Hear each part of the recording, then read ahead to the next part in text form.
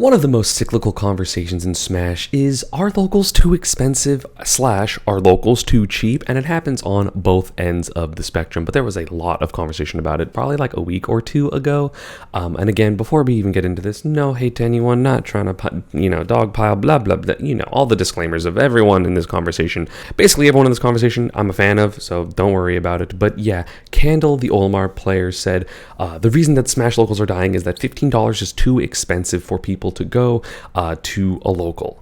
And I kind of just want to give a couple of perspectives on that, as well as showing a couple of other tweets that people were like in response to and yada, yada, yada. But yeah, this was just a hot conversation that people were all talking about. So I just want to talk about it. So first things first, from the normal perspective, in my opinion, $15 is not a lot of money to go to somewhere and be entertained for several hours. Locals can last anywhere between like 3 to 5 hours, depending on the region and the size, and if the venue's going to let you stay that long. And $15 is like what? If you're going to average it out for like a 3-hour thing, that's $5 an hour. If it's a 4-hour local, then it's $4 an hour. And if it's a 5-hour local, it's $3 an hour. That is very efficient time use in terms of your money, because you have to imagine like getting a ticket to a movie is for the most part more than that, and then you get like an hour and a half of entertainment. If you look at like any type of entertainment genre, it is almost exclusively that $15 for a 3 to 4 hour thing is going to be on the cheaper side of that. Of course, there are a lot of economy issues. Everyone is struggling right now because of the way the economy is, so $15 can be a lot if you are going to especially multiple locals a week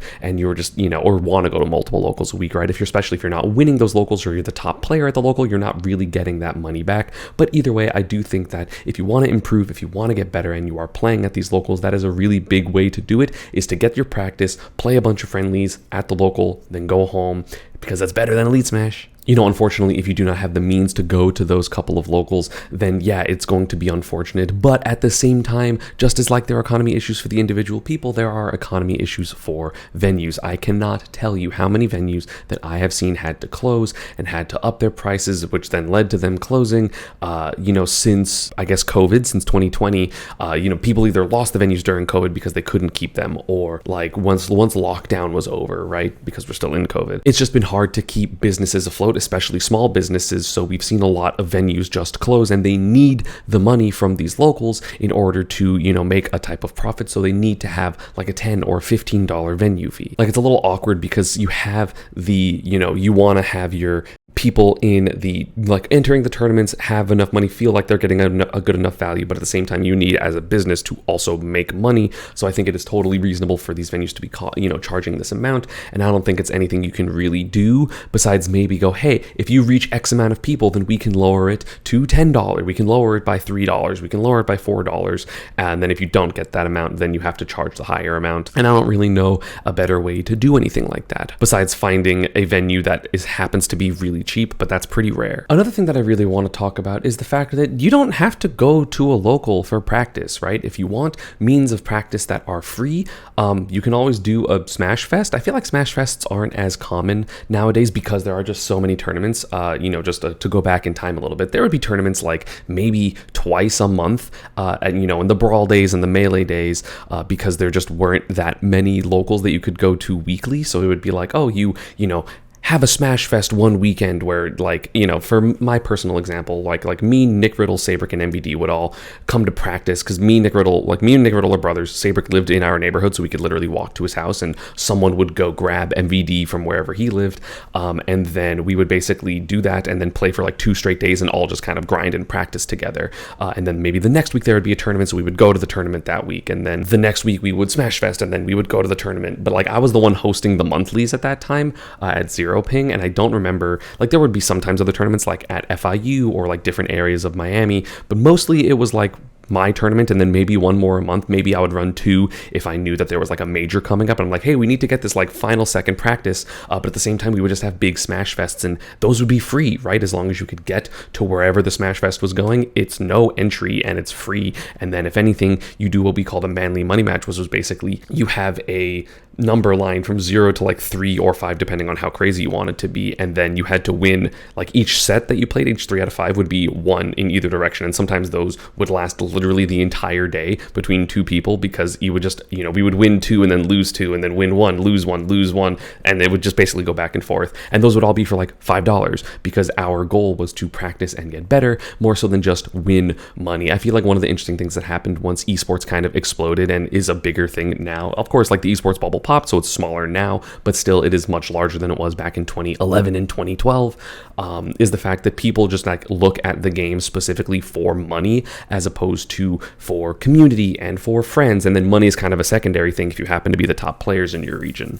And obviously that can be maybe a little bit different because I am known as the top player. A lot of my friends are the top players, so maybe I am getting a skewed perspective and I'm not looking at every single person, which you can let me know down in the comments down below. What do you think about locals? What's your purpose of going to locals? Is it getting better? Is it winning money? Is it getting PR? Is it just hanging out with friends? Because I would love the input in this one for sure. But yeah, I definitely think the commodification of like being a pro in esports has kind of changed the dynamic of what people think locals are. Also completely reasonable at weeklies that happened on work days that start at 7 p.m. You can't really run any side events for the most part, because it's like you have singles, and of course the locals now, even like small locals, are like 18 people, which that used to be like a decently sized local back in the day, before the Smash 4 days, where like our big regionals would be like 60 to 100 people for the most part, and those like some regions just get that at locals, which is crazy. But like when your weekly tournaments, or like your tournaments were always on the weekend and there weren't a major every other weekend, then you had the ability to run singles and doubles and whatever the side event was, whether it was low tiers or whether it was items or wacky stages, or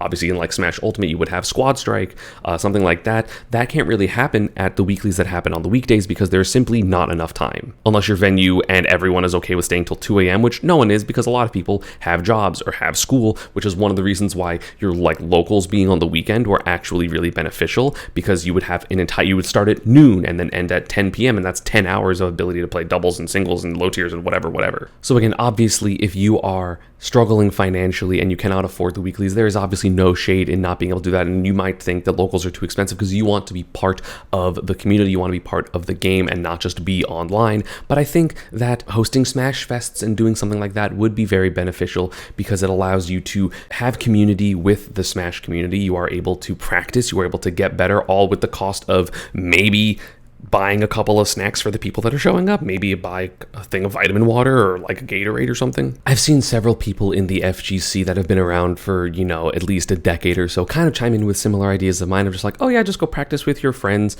at like their house, or, the money is not the issue. It's kind of just like, you're spending that money for a chance to hang out for 4 to 5 hours and then potentially win money if you end up being good enough. But yeah, let me know just what you think. I'm very curious as to the public's opinion on this. I don't know if you guys go to locals. If you do, how much is your local, etc., like all those questions that would be relevant to that, because I really think that like if you are solely looking at your locals as a chance to win money, one, you're either a pro player, or two, you're gonna have a bad time, because there are a lot of top players in this game, very spread out, and just being like, oh, I'm just gonna win everything is unrealistic unless you are that top player, right? Like Candle, I'm sure if Candle goes to the local, like they just win everything that they go to because they are the best player in their region.